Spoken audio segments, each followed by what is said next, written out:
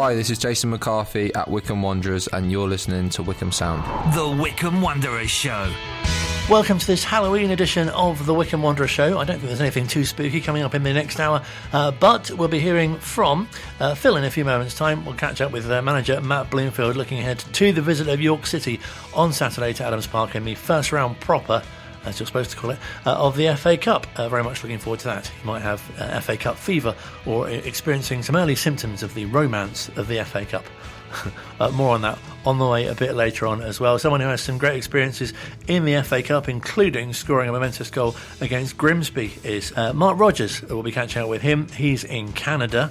We'll be crossing to North London, where Latifa Mammeri, Wycombe Wanderers women's midfielder who signed in the summer, is based. Phil, I think, is in North London as well. Let's speak to him. He was at the West London training base in Harlington when we caught up with him, and fantastic to see over the weekend that clip online. Perhaps you were in the Caledonian Suite yourself and experienced it firsthand, but manager Matt Bloomfield addressing the crowd. It really feels like there's something special gathering momentum with both the fans backing the team and the atmosphere at Adams Park, and obviously that brilliant run of 10 league games unbeaten. Yeah, it certainly does, Colin, and you know, it's great to see the whole club coming together really, and of course results and performances make things a lot easier, but you know, this has been a lot of hard work going on here, you know, not just this season, but second half of last season and that difficult period as well, the start of last season. It all goes through to achieving where we are. And, you know, I use the word achieving in inverted commas really, because we haven't really achieved anything yet in October, but the position in the league and the form and the way we're playing is great, and hopefully it's all building towards achieving something come the end of the season. But look, it's been a great run, and it does feel like something special is happening, and it's good to be a part of. Have you noticed anything in particular that's really changed?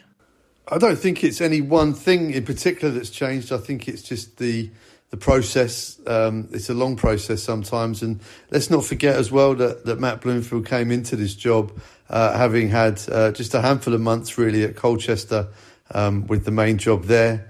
Of course, he's so attached to Wycombe Wanderers, and I think was working harder than perhaps anybody thought possible to make a success of it, and continues to do so. But I think it's time really, which is the one commodity I don't think managers get enough of in football. We saw it at the start of Gareth Ainsworth's tenure that he needed time, he needed to learn, he needed to make mistakes, and he needed the time to do that. And I think with Matt Bloomfield, it's taken some time. And we're now seeing as well a very different style of play, a very different philosophy. And that's not to say one is better than the other. I think you're playing to your strengths. Wycombe Wanderers now have a different outlook in terms of how the club will be operating. You know, the average age of the squad is coming down. The academy is being started now, so it's very much about providing opportunities for younger players. And the style of play has changed as well. You know, we've got a deeper squad. You know, resources that weren't available to the previous manager, and that requires management, and it requires decisions across the board, and it takes time for that to change as well. We had such a set way of playing with the previous manager, and the new manager wanted to change, and that takes time. And I think we've seen that, and a few people who've been on Wanderers TV, on co-coms, former players and pundits, etc., have often said that does take time. We've seen it does take time, but we're now sort of through the other side of that, and now seeing the real benefits of it, both on the eye and in the league table and with the results. And so, yeah, I don't think it's any one thing. I just think it's a lot of hard work from a lot of people involved with it, led by the manager Matt Bloomfield, and long may it continue. And there must be such belief and confidence throughout the squad at the moment, especially being on such a good run. Yeah, belief and confidence is there because it's based on the evidence of what's been going on and the results. You know, there's a real sort of fantastic vibe around the place at the moment, and that's not to say there hasn't always been that. But look, when results are going against you, it can become hard, and you have to break that cycle. And when things are going for you, you have to ride that wave for as long as you can. And at the moment, Wycombe are on a really good wave, and we hope there's more building of that wave to come. Momentum is so important in sport. We say it regularly, don't we, in our chats, but it's so important. And the momentum Wycombe have at the moment, I think, is fantastic. And I think the FA Cup hopefully can contribute to that as well. And we can go back straight into league action next Tuesday as well, hoping to pick up from where we left off with an excellent win at home against Leyton Orient, because second in the table after the amount of games we've played. The table doesn't lie at this stage of the season. However, there's still a long way to go. It'll be interesting to see how many changes there'll be against York in the Cup on Saturday.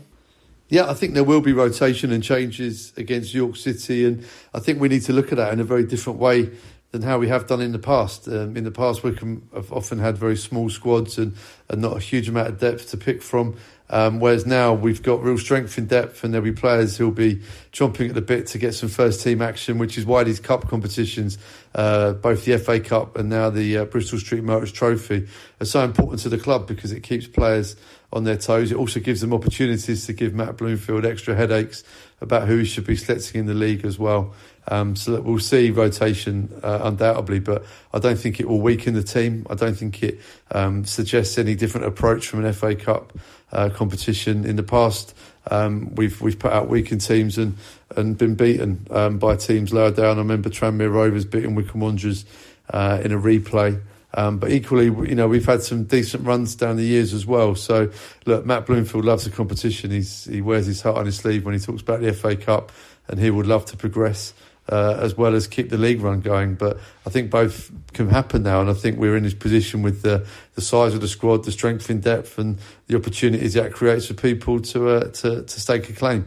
So, yeah, I'll be really fascinated to see the team against York, and even keener to see how they get on Saturday against what will be a really tough team in York. I know they're in the National League, but they're on a fantastic run themselves. They're top of the table, and they'll be looking to continue their momentum. So it's all set to be a classic FA Cup game. Obviously, everyone will be keen to avoid an upset and start a great cup run. Do you think the experience of getting to a final last season has provided great motivation for the team? Wycombe have handed out some upsets themselves down the years, and they've been on the wrong end of a few too, and that's the beauty of cup football. It's a real level of the FA Cup, and that's why not just people in this country but football fans all over the world love the competition. So, look, York City will be travelling here to cause an upset, and Wycombe Wanderers will have to be on their best really to make sure that doesn't happen. And hopefully it's a memorable afternoon for Wycombe, and they're in the hat come the end of the weekend. We'll have to see, but look, the cup run last year in the Bristol Street Motors Trophy, getting to the final after a lot of games to get to that stage. But I think the second half of the season, the momentum that Wycombe started to build that we're still seeing now, it's been a fantastic calendar year, 2024. So it just showed you that you can really sort of marry good league form and cup runs together. And like I said previously, it's about providing the opportunities for game time as well, and making sure that players are ready and fit and raring to go should they be required in the league or the cup. So, look, great opportunity for whoever starts Saturday, and obviously fans will be very keen for it not to be a cup upset. There'll be cup upsets somewhere up and down the country over the weekend, and let's hope it's not Adams Park. Should be a special atmosphere at Adams Park on Saturday, perhaps different to a league game. Yeah, the atmosphere is really starting to build around Adams Park. We've seen that with the league games recently, and fantastic against Leyton Orient.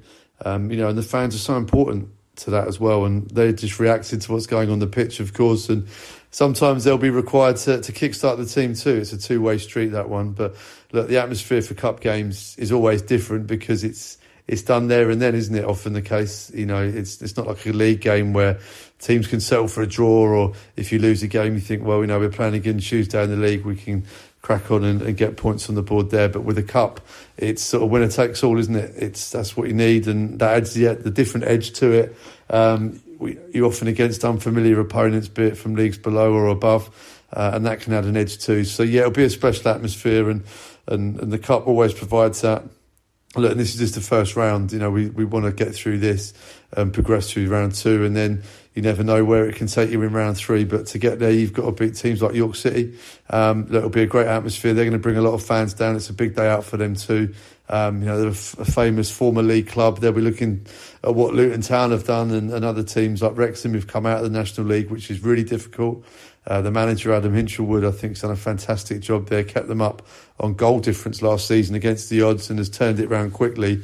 And now they're at the other end of the table, pushing to get back in the league. And a team like York City, with their history, really should be in the Football League. They've got a new stadium too since we've last been playing them. So it looks like things are all set for them to be on an upward curve, and Wycombe need to make sure that the FA Cup isn't part of that for them on Saturday. Be a great atmosphere, be a great game, and looking forward to seeing everyone there at Adams Park on Saturday. Always a pleasure to hear from Phil on the show. He'll be bringing you full match commentary on Saturday from 3. York City are the visitors to Adams Park in the first round of the FA Cup. Phil mentioned the academy there. Some great news this week that the club have announced the appointment of Harry Hudson as the new professional development phase under-18s head coach. He joins the club this week after leaving Brentford's academy and has previously managed at first team level at Sevenoaks Town, also at Whiteleaf FC and also Croydon as well. He is also the co-founder of the successful Kinetic Foundation, which is a registered charity helping young people through sport and into employment, education and training. His appointment, the club say, follows the news that they have submitted plans to the EFL for a Category 4 academy licence for the 25-26 season. That's something which you'll be hearing more about, I'm sure, in the coming months from a number of members of the club's staff. It's also been a pretty historic day as well because happening this week, the Academy on Tuesday hosted its first footballing activity in the form of a Talent ID Day, which was held at the Harlington training camp for prospective new recruits for its under-18s squad. The Harlington Cup comprised of 6 invited sides from local private football academies, each who are playing in a round-robin 9-a-side tournament, with the winning side receiving a trophy from first-team manager Matt Bloomfield. A great occasion for all involved, by the sound of it. Academy director Jeremy Sauer spoke to the club's website and said it's been a fantastic occasion and a real landmark moment in Wycombe Wanderers history, with the first ball being kicked in any academy structure since the previous setup was closed in 2012. Other club news in our sort of notice board section, which, is sometimes rested, sometimes it's brought in. The club have announced that they're hosting a football-focused fans forum at the ground. That's on the evening of Thursday, the 21st of November. It'll be attended by Chairman Dan Rice, first-team manager Matt Bloomfield, and Academy Director Jeremy Sauer, who we heard a quote from as well. And friend of the show, Captain Jack Grimmer, will be on the panel as well. It's open to season ticket holders only. You're asked to pre-book a space. There's no charge, but you need to book on advance via the club's website, tickets.wwfc.com. The capacity is set for 300, so each season ticket holder may book one place. You'll have the opportunity to hear about first team and academy matters, progress made to date at the new Harlington training base, and the club's plans for the future. You'll be able to put questions relating to football matters to the panel as well. Further details will be released nearer the time, with times and whether food will be available, and the event will be filmed for those who are unable to attend. So some good news there for the club's future prospects here on Wycombe Sound. Across High Wycombe and South Buckinghamshire, and on your smart speaker. Play Wycombe Sound. This is Wycombe Sound. Part 2 of this week's Wycombe Wanderers Show still to come. We'll hear from manager Matt Bloomfield, and as we build up to the resumption of the Wycombe Wanderers Women's League season, we'll catch up with Latifa Mammeri, who joined the club in pre-season and is a midfielder. More on that on the way, but first with thanks to the Wycombe Wanderers Ex-Players Association, and of course with the FA Cup back at Adams Park on Saturday. It'll be brilliant to catch up with someone who joined the club in 1999, left in 2004, and part of that historic 2001 FA Cup run, which culminated in a semi-final at Villa Park against Liverpool, of course. We're talking about defender Mark Rogers, who's currently in Canada and has fond reflections of his time at the club when, at the Ex-Players Association dinner in a couple of weeks, they'll be celebrating 30 years as a Football League club. Yeah, it's funny because, I didn't know much, if anything, about Wycombe Wanderers before I actually showed up there to train for a week. I had trials at St. Johnstone and Portsmouth, but I went there to train for a week due to a family connection. And I'm sure glad I did. I mean, I remember showing up at Adams Park for the first time being like, holy smokes, nice ground. And then the longer after that week turned into 7 years that I was there, the very quickly did I start to delve into the past, and especially the recent past of, Martin O'Neill and that squad of players coming out of the non-league and doing so well once they established their position in the league. And there they are to this day. So, and their, achievements at Wembley. And I was fortunate enough at that time also to play with a number of the guys that brought the club out of non-league, like Keith Ryan, Jason Cousins, Davy Carroll, just to name a few. So I, just by their their attitude and how they presented themselves. It really gave me a good glimpse into that near past at that stage, and the importance of and the sort of culture that was around that group at that time. Did that make it extra special in a way as well? Because you were sort of part of that early time, those sort of early football league players, if you like. Yeah, and at that time, there's far more international footballers that have now come and played for Wycombe, but I was one of very few to not have been an English, Scottish, Irish, or Welsh player. At those times, the squads were largely represented by people from Great Britain and Ireland. And so it was a great experience for me to live in a different place, albeit I had some understanding of it because my mom's from Liverpool. So coming over there wasn't, this completely foreign thing to me, but really, really enjoyed it. And, obviously I'm talking to you now all these years later and super proud to see where the club is, where they went to from a despair perspective, but now how they've recovered and where they position themselves now is just fantastic to see. I remember when last we spoke as well, you were talking about how one of the aims of the club was to be in the Championship, and of course they briefly achieved that, and it looks so good now with the team in the those challenging for promotion places again, and it must be fantastic to sort of relive those times as well. Yeah, I remember. I mean, albeit it was during the pandemic, which kind of was unfortunate, so the fans couldn't really enjoy that time in the Championship. But I remember sitting in my living room when they won the playoff final, and kind of almost being aghast and thinking, holy smokes, Wycombe are in the Championship. They're one step away from the Premier League. Obviously, the pandemic hit.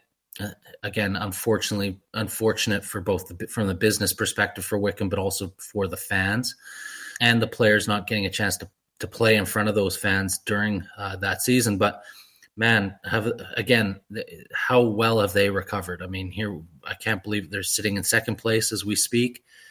They're really making another push for that. And, Wycombe now are becoming synonymous with a very, very strong, League One / Championship level club, which is, for the size of the club and this, it's only been a few decades since they've been in the Football League. It's a fantastic achievement. And also something that's almost symmetrical from when you were there. There's such a great kind of mix of youth and experience. And when you were at the team as well, you mentioned some of those players who were there in the early days, but also there were some great youngsters coming through as well, probably including yourself in that. You could be included as a youngster maybe. But as you were there, you became more experienced, and I guess some of the younger players probably looked up to you more as well. Yeah, it's such a good point. I had never really thought about it that way, but, there were lots of good young players. And I mean, it's the life breath of every football club is their youth. And I know that Wycombe are going back towards setting up their youth academy. And I think that's fantastic news. But, I remember some of the names. Martin Lee was coming in just as I got there, and wonderfully gifted left foot, talented technical player. You had guys like Roger Johnson, who actually was my boot boy, and just tough as nails, center back, and went on to become a captain in a Premier League outfit that won the Carling Cup in Birmingham City. So that's just naming a couple. Mo Harkin comes to mind from back in the day. There were some fantastic young players coming through that went on to have good careers, and they got their start at Wycombe, whether they stayed at Wycombe or moved on to other opportunities. It was an exciting time. And again, I want to highlight the more experienced players really did set the table for those people on what the expectations were, not really vocally, but just with their actions. A real classy group, like guys like Keith Ryan is somebody I gravitated to immediately. He just oozes leadership. He's just a great human being. And that was there was a real maturity in that dressing room. And those guys took it very seriously, putting on that famous shirt. And something else which I'm sure you never tire of talking about, that this weekend Wycombe are playing York City at home in the first round of the FA Cup, and it's a competition that there's, I'm sure, very close to your heart due to the success you had in it as well. Oh, of course. I mean, I love that competition. And the funny thing is, I loved it before I ever came to England. When I was a kid, that was pretty much the only game that we could, and I think it's similar for you guys too. We take for granted how many matches are televised now, but back then that was the game you could watch. It was a big occasion because, again, my mom being from England and my granddad we'd watch it, and I thought it was just fantastic. So I always had an appreciation of the FA Cup, but to achieve what we did in that FA Cup run in 2001, obviously being 2 divisions below the Premier League, was just such an honor to be a part of that with that group of guys.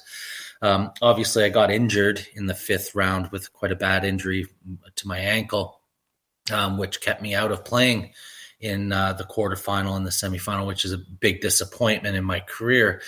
But still, it's overwhelmingly positive just to be a part of that group in such a famous occasion. And, when you do it, that is one of the rare times in your career where you actually are doing something and you realize that this may take decades for another Wycombe team to ever get to that standard again. Now, they got to the League Cup semifinal just a few years later, which again is astonishing for a club the size of Wycombe. But to achieve a FA Cup semifinal in your career, even if you're in the Premier League, is a good achievement from a League One, back then Division 2 team.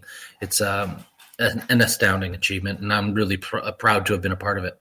And not just reaching the semi-final as well, the whole kind of journey, if you like. And I know we talked last time about the Grimsby game, obviously, but the amount of replays in that run, and there were so many kind of stories along the way. Yeah, I mean, I scored a rarity in me scoring goals, but it was I realized in that moment how important that goal was, because it put us 3-1 in front away at Grimsby. And I also realized that there wasn't that much time to go in the game, that if we could see it out, that would take the club. We'd been told that it would take the club further than they'd ever been. Of course, we kept going from there. But it was just so exciting. I mean, we were playing clubs the size of Wolves, and we expected to. It almost became sort of that you get a confidence when you're on a run like that of expecting to beat teams that you probably shouldn't expect to beat. It just was a great vibe in the club. I mean, pull no punches on this. The lads were gutted when we lost to Liverpool, and now saying that out loud, it is pretty funny. But it just shows how our mentality was during that cup run.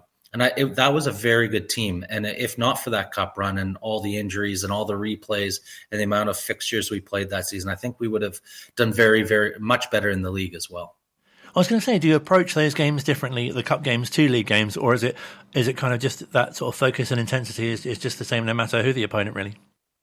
Yeah, I mean, our leader at that stage, as you know, is Laurie Sanchez, and he isn't, let's just say he's not a gentle soul.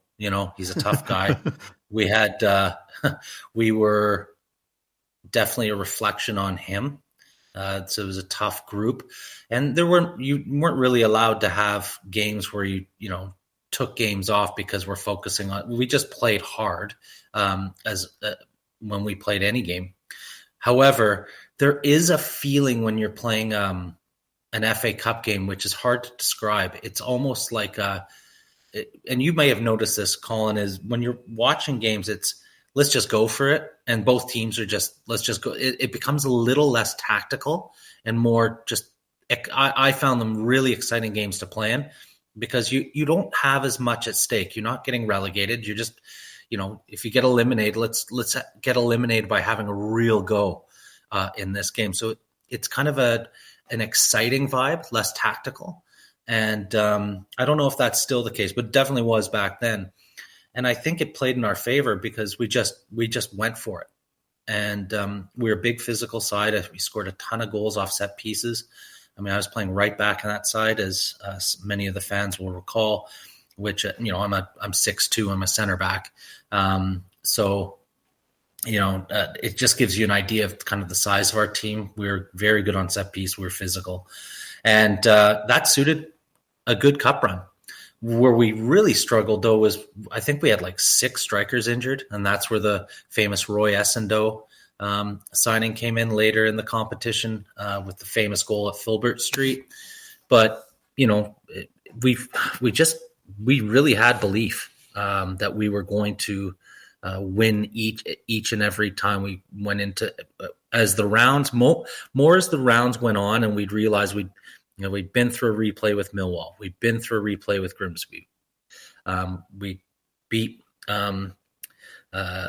Wolves, went off at Adams Park, and then we went to another replay with Wimbledon, and that went, I can't remember how many penalties went. It went through both whole sides before we won it. And by that stage, you're just thinking it's destined. You're on such a roll, such a high that it doesn't really even matter who you get in the next round. And, going to Leicester and Filbert Street, and that was a very good team. Muzzy Izzet, Steve Guppy, very good team. I don't remember what their league position in the Premier League, but they're quite high up the league. And we played brilliantly. I didn't play in that game, but I remember Ben Townsend came in at right back, and he had an out-of-body experience. He was absolutely fantastic and just showed the kind of confidence where you can get a guy, maybe it was even his debut, coming into such a hugely important game and performing at the level he did is a reflection on where the squad's mentality was at that stage. I think in all games there's a real kind of favourite and underdog kind of tag, isn't there? But in cup competitions there seems to be even more that. Is that something you relished as a player? Loved it. Yeah. And I was surrounded by a bunch of guys who loved it. And that you feed on that, right? You did, as a guy from Canada, I wasn't oozing confidence in my football ability, but I was a good athlete. But I just had a bunch of honest, tough guys around me. Like you can go down the list: Keith Ryan, Jason Cousins, Paul McCarthy, Jamie Bates, Martin Taylor. Was one of the best goalkeepers he was the best goalkeeper I ever played with. Was just brilliant in that cup run. And you just had guys that all over the pitch were just fantastic. And just the people, obviously, and their characters were something that it must be, speaking to different people, different ex-players in their different, kind of eras, if you like, but they all seem to share that common bond, that's something that you've all been through together. Yeah. And, I wish I could spend more time with them. I'm, obviously living on the other side of the planet limits my ability to keep in touch, but every blue moon I'll have a chat with Keith Ryan. And, obviously we kind of rallied around the sad news when Paul McCarthy passed away. But, we'll always be forever indelibly linked in Wycombe history and indelibly linked together because of that team. And I'm really proud to have been a part of it. And, I couldn't speak more highly of my teammates. They were just a fantastic group of people. And we spoke last time as well about how popular you were with the fans, and obviously much thanks to social media, I guess you still have that link with them even today. Yeah, and I love it. I mean, without social media, it'd probably be really challenging to keep in touch, but, I've managed to keep in touch a little less. I'm quite busy with my work, and as I mentioned prior to the interview, with my kids and their busy lives. So it's not as week to week as possibly I'd like it to be. But yeah, I'm checking the results every week, whether I'm watching the game, which I do still frequently, or engaging with people on social media. It is a joy, and every time it's a positive experience for me. It just brings me down memory lane. The fans have been, that I'm still in touch with are fantastic. And, I couldn't speak more highly of how they treated me when I was there, but continue to treat me as an ex-player with a lot of class and dignity.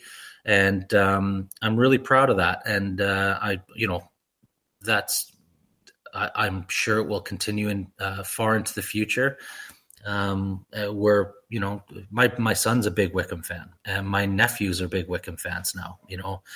There's lots of Wycombe fans in my hometown because of my experience there. We still talk about the games every week, and obviously we're all excited with how well the team's doing right now. So it's just a really positive part of my life is having that connection with that group of fans and the club.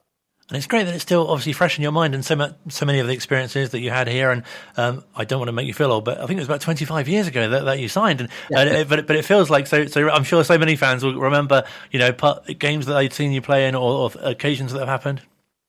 Yeah, and I think the fans know the type of player I was. I was honest and hardworking. I was a good athlete, but also pretty rudimentary in my technical ability at times, and so they were patient with me, thankfully. It was kind of a baptism of fire learning the game over there, because obviously coming from where I come, or where I've grown up and live, football isn't the top sport. So my access to really good coaching and information was really limited. I think people would be astonished if I ever sat down and talked to them about my upbringing and how little I played football. It was really playing other sports that helped me become a good footballer or a reasonable footballer. But no, it's hard to believe it's that long ago. But it's also, when I have chats like this, it's strange how all of a sudden you remember moments much more vividly when you just have a conversation, because I don't get a chance to talk to people from Wycombe very often. It's sometimes just a tweet or a direct message, but sitting down like we are right now and actually talking about it really brings back some great memories. I must really highlight as well how much the game has changed. I remember speaking to you before about, how kind of, I don't want to say modern players. That sounds terrible. How modern players, in your position, for example, like kind of right backs nowadays, or, it's a very different role, if you like. Yeah, it's funny because my son's a goalkeeper, which if I'm a center back, really. I played right back when I first got there, but I ended up playing much more at the center back position. And I was like, okay, Sam, here's my son. He's really into football. At least move to the central midfield. We're going to try and get closer to their goal, right? No, he wants to be a goalkeeper. So one of the kids that we house, one of Sam's teammates, he's from another more rural part of British Columbia called Kelowna, and he's a center back. And his dad's from Kent, and he's a good guy. And often we talk about how much the game has changed in that position, but the game has changed, period. I mean, when I was playing, how many times did I break my nose? How many times did I get smashed in the head, or tons of stitches across my eyebrow? Or, it was a much more physical game, obviously much more direct aerial game, which suited me and I enjoyed.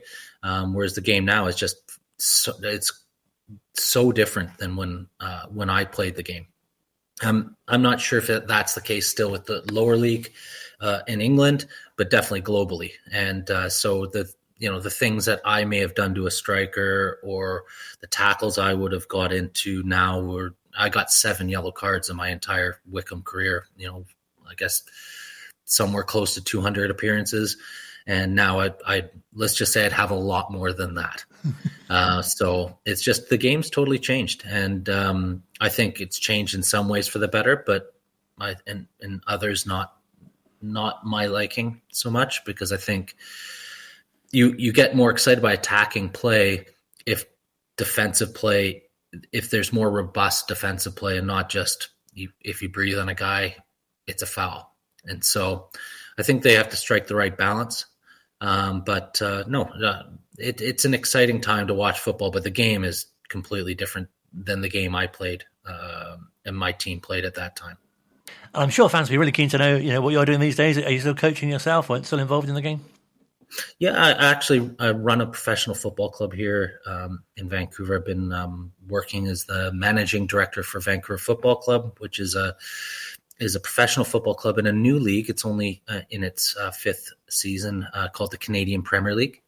I was part of a big group of people that helped put that together. And basically, much different than England, we're still putting infrastructure in place here. And so my kind of career in life since coming back from England is really dedicating my life to building and growing the game of football in Canada. And that's the latest thing. And because I live in Greater Vancouver, I'm the managing director for Vancouver Football Club. I may be in short order here moving to more of a Canadian Premier League front office position, which is exciting.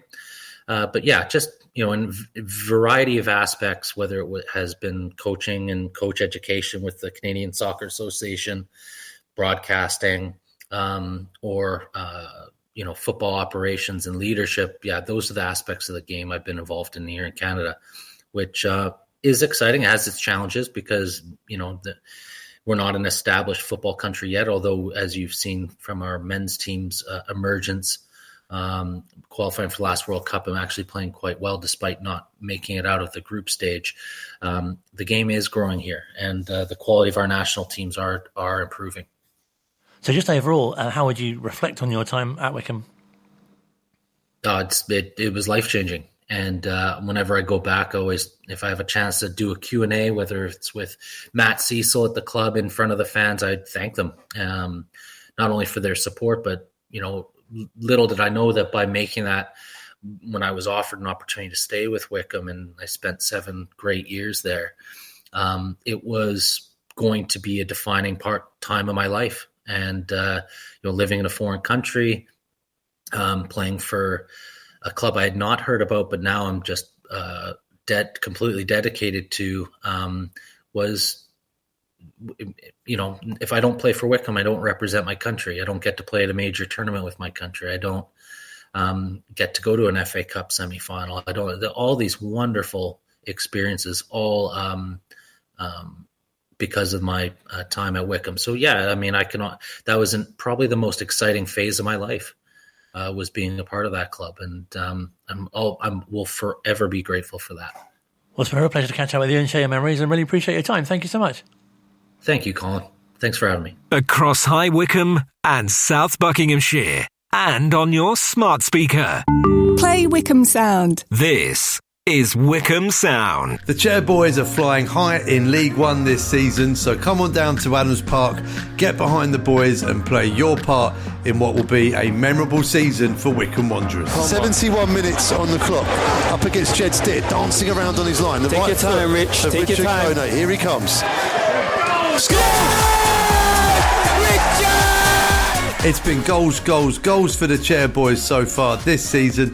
Come on down to Adams Park to play your part and get behind the boys. Head to tickets.wwfc.com and use the code SOUND on booking for a chance to win a gantry experience at a Wycombe Wanderers home match. Come on, you Blues. Final part of this week's edition of the Wycombe Wanderers Show. Still to come, we'll hear from men's first team manager Matt Bloomfield, looking ahead to the visit of York City in the first round proper of the FA Cup to Adams Park on Saturday. But first, we return our attention to the women's team. Wycombe Wanderers women had a week off last weekend. They didn't play because they were due to play Reading, who had cup commitments. The women's first team, they had back-to-back cup defeats, and they returned to league action this weekend on Sunday against Oxford City. Been very pleased to catch up with Latifa Mammeri, who joined the club in the close season, and brilliant to catch up with her and find out a bit more about her football journey, including when she first started playing. To be fair, I started quite late in the sense that I only started playing football for a team when I was about 12. But all throughout primary school, I was very sporty, just like any sport that was available, really. I'd just do it. I was just very athletic. But yeah, when I was 12, I just started playing for a local team, Islington Borough. And then I was playing for them from like under 13s to about under 16s. And then at under 16s level, I tried for West Ham, their academy set up. And then I got in there. So for 2 years, I was at West Ham's academy, where I was playing under 18s and under 21s football. I was under 18s captain, and I'd get some appearances with the 21s as well quite frequently. And then, yeah, after my 2 years was up, my scholar was done. I went to Haringey Borough, which was Tier 5 women's football, quite local to me. And then that was last year. So I was there for a bit, probably about 6 months. And I was playing in defence, actually, and I really wasn't enjoying it there. I think mainly because of the position I was playing in. Definitely not a defender. So, yeah, that was that. And then this season, Imani, she was talking to me about Wycombe, and she suggested I came down and see how I liked it. And, yeah, came down. Here I am. Oh, fantastic. And what were your kind of first impressions when you arrived? Yeah, I was really enjoying it. All the girls were very welcoming. At the time in summer, we was training at the men's ground. I think it was the old one. I forgot what it's called. I think it was Marlow Road. That's right, yeah. Yeah. And it was really good. Like, the sessions were good. The girls were welcoming, like I said, and I was enjoying playing. And yeah, found it really easy to get started, get back in. And have you found it's really helped your previous experiences at other clubs that you've been able to bring that to Wycombe? 100%. I feel like the experience I did get within women's football last year has helped me, and also just like the experience I had being captain at under 18s level and just trying to bring that into women's football, it's definitely helped me. So yeah, I would say so. Yeah. And especially playing at a club like West Ham, it must be great to kind of soak up all the things you could learn there. Yeah, we had amazing coaches there, and academy football is very different to women's football, but there's still many valuable lessons you can take from both. And I'm very grateful for the time that I spent at West Ham. I feel like it definitely developed me a lot as a player. You're training day in, day out, really. It's 4 days a week you're training. Sometimes you'll be playing on a Wednesday and a Sunday. So it was a lot of football, definitely helped develop me technically and just as a person. So yeah, it's great to be able to bring that into Wycombe. And even in the time you've been playing, have you noticed a real acceleration in the popularity of the women's game? 100%.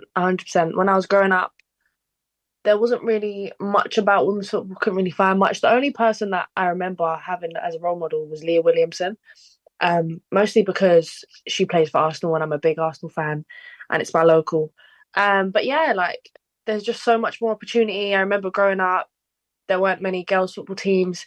Even at school, I literally had to round all my mates and force them to play football because there was no girls' football team. So it's great to see how much opportunity there is and the popularity growing so much, 100%. And really nice that there are players that inspire you, but also, even in the Wycombe team, but also locally, I guess, as well, lots of young players really look up to yourself as well. Yeah, it's brilliant to see. I remember in the FA Cup recently, we had a lot of the young girls coming down, were signing their little posters and they were cheering us on, taking pictures with us. It's really, it's great to see that they have role models and it's very inspiring for us and it gives us something to, it motivates us really, knowing that, the younger generation are looking up to us. So yeah, it is definitely great to see. And brilliant for yourself personally, how easily you've settled into them as well, the team. 100%. To be fair, I feel like it helped that obviously Amani is the one who was talking to me about Wycombe. So I had her, I had a friend there, I guess, already. So that automatically helps. But yeah, all the girls have been lovely. And yeah, I feel like we're definitely growing as a group a lot more, gelling a lot more. They've been really pleased with your own game personally as well. I feel like I had a good start to the season. And then, I don't know, sometimes, there's other factors that are involved. But I definitely had a good start, especially during pre-season, the first couple games. But naturally, had a bit of a tough time recently. But it's more like a confidence, mentally, personally. But yeah, I feel like it's just a phase. And, every footballer has difficult moments. So yeah, for me, it's just about focusing on getting back into it, playing how I was playing, which I know I can do. And yeah. No, absolutely. Wish you all the best for that. And has it been really nice for the team in a way? Because those back-to-back cup defeats and, you didn't have a game last weekend. So it must be really nice to have a sort of a reset in a way. Yeah, I mean, as an athlete, as a footballer, you get so engulfed, you get, in football. And sometimes it's nice to just have a little bit of a break and look at things outside of football. And it makes you realise, how much you do enjoy it. And you get to look at it as a privilege because obviously playing football so much, you take it for granted. But we're so lucky to play in, such a great stadium with such good fans, like the little girls that came. And, having a week off, it helps you recharge and, yeah, just get playing again. And, yeah.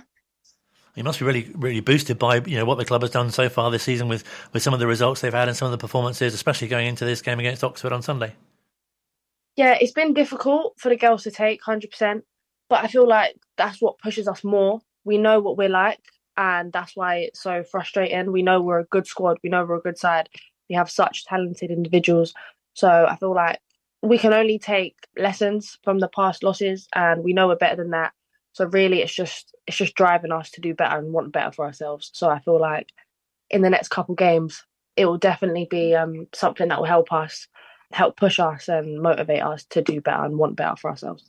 Does it feel you've joined at a really exciting time with the growth and the other new signings that you've had as well, and that the team feels much more kind of established now? 100%. We've had some amazing signings, and yeah, the technicality in the team, like we've got a lot of experience as well. This year, we've got Danielle Puds, who's dropped down. She used to be playing for Stoke. She's a great addition to the team. And you've also got players like Ailish, who are, me being 19, the older girls, they really try and speak to us and help us and try and, give us some of that experience that they've gained and try and pass it down to some of us as the younger players.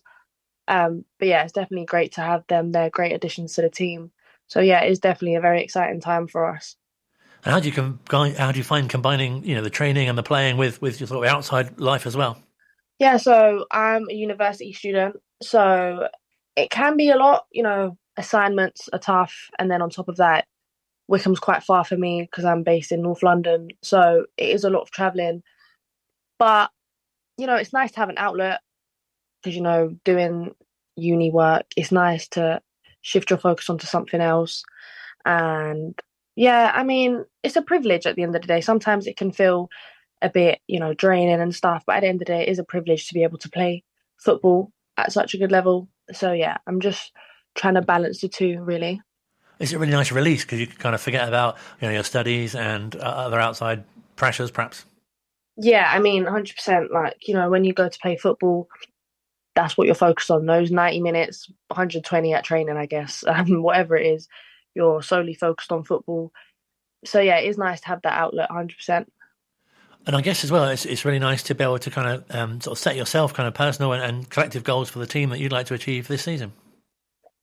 Yeah, I mean, I think a big one for me is just, I know technically the player that I am, but it's just about how do I show that on a match day? And I've had phases where my confidence has taken a knock and I haven't been able to translate how I can play onto the pitch. So I think my main goal is really just mindset. It's just, that's the main thing for me. That's my main goal. But in terms of the actual game, I definitely want to, as a centre mid, definitely want more outcomes, more assists, and get on the score sheet more. That's my main goal, really. No, it'd be great. Speaking to Carl before the start of the season, he was saying that they were looking to bring more creativity and more attacking and obviously more goals, and that seems to be coming to fruition, especially with the addition of the likes of yourself. Yeah, 100%. I feel like we've got such a strong attacking side. We've got players like Jess Watkins, E-Manny. We've got Kayla as well, Kayla Potter, and they're all very, very creative players. Got a very strong attacking side, so it's a privilege playing alongside them because I can trust in them. And we work with each other. The more we get to know each other, the more we know what each other wants, build that chemistry, and then it just translates onto the pitch. And it feels like a really nice blend of players who played at different levels, but also, nice youngsters as well who can learn a lot from those players. Yeah, 100%. I mean, it is a privilege for younger players like myself. And there's even players younger than me, like Mia, for example. It's great for players like us to be able to have that, that connection with the older girls who can bring their experience in and kind of guide us and be there for us. So yeah, we are very lucky to have that within the team. Well, it's been brilliant to speak to you. Wish you all the best for the rest of the season. Thank you so much for your time. Thank you. Great to chat to Latifa, and we wish her and the rest of the team all the best for this coming weekend. And don't forget, you can follow them on social media, and we'll continue to follow their progress here on the Wycombe Wanderers Show as well. Quick return to the notice board, and the club, along with its foundation, are inviting you to donate a toy to those less fortunate this Christmas. It's in partnership with the Chiltern Toy Bank. The Chesham-based charity's mission is to ensure that all children can receive a gift on Christmas Day, and they support families living in parts of the Chilterns and Buckinghamshire by providing free Christmas presents for any child under the age of 18, helping to make Christmas a little more special for those facing hardship. You can find out more on the Wycombe Wanderers website. Let's now turn our attention, though, to this Saturday's visit of York City in the first round proper of the FA Cup, a competition which Matt Bloomfield, as Phil has been finding out, holds very dear. Genuinely, I love it. It's given us some nice memories over the years. Just the feeling around the ground is different on FA Cup day. If you're the lower league, your team, you're looking for that upset. If you're higher in the league system pyramid, then you want to make sure you negotiate the round safely. So yeah, we're really looking forward to it, mate. York will be looking for that upset, and they're in great form. Yeah, very good. Hinch has done a very, very good job, as he did at Worthing. Has gone up to York and doing a very good job there. They're in fine form. I'm sure they're coming in their numbers. I know they're being supported by a very good crowd that will be behind the goal. So look, it's going to be lively. They're a good team. They play with a real distinct style that we're looking at and we've prepared for. So we have to be ready.